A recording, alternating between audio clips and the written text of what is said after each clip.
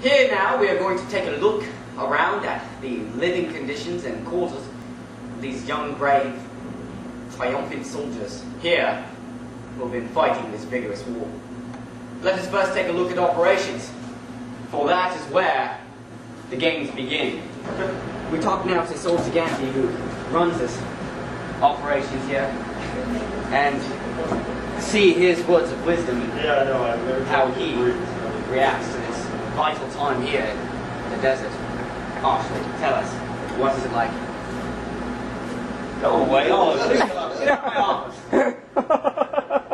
These ancient pyramids, as you can see to your left, have been around since 1856, during the second bombing of the First World War. These soldiers here who have been digging day in and day night, searching and waiting for the remains of Saddam Hussein, hoping one day to find a piece of evidence that will link the coup. Apparently, no one has been found yet, but shortly after this horrible accident happened, bits and pieces of bones from here and there, scattered across the great land, have been recovered. That's it. This pile of rubbish, once before the Habib restaurant downtown Baghdad, has apparently met its doom. We take a closer look now to see some of these people have died very happily. As you can see now, many of this sort of condoms and things such as this have apparently not been overlooked by these soldiers here today, doing such a wonderful job.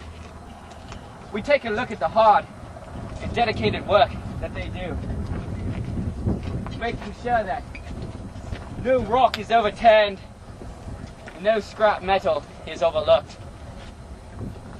Still no signs of Saddam's body, and the way that most of these...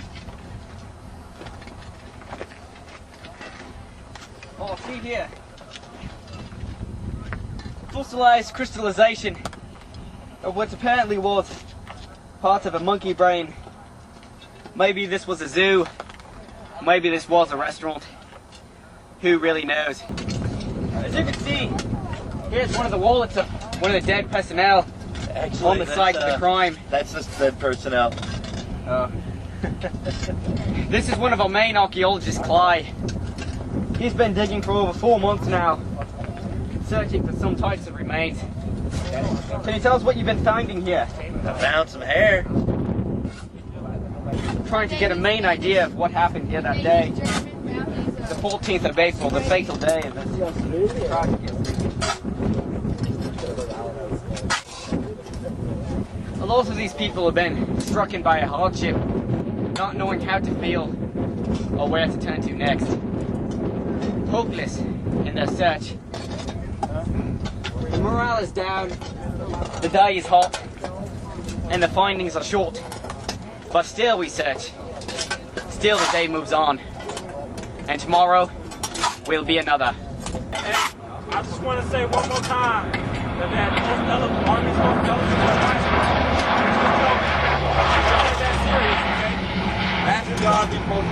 aren't here. Very good. Now we go and talk to some of these soldiers who've been desolated by the heat. The morale is down. There. Here we have one knitting a hammock so he can sleep. I'm building me a cat in the heat. out of camel nets. Now we try to see if some of these other people will want to talk into the video camera since they all look so down. Post-traumatic stress disorder has caused this young soldier to apparently wig out on his platoon a couple days ago. It was hard. Tell us the story. I know you're not lost for words. One of these soldiers does 36-hour shift.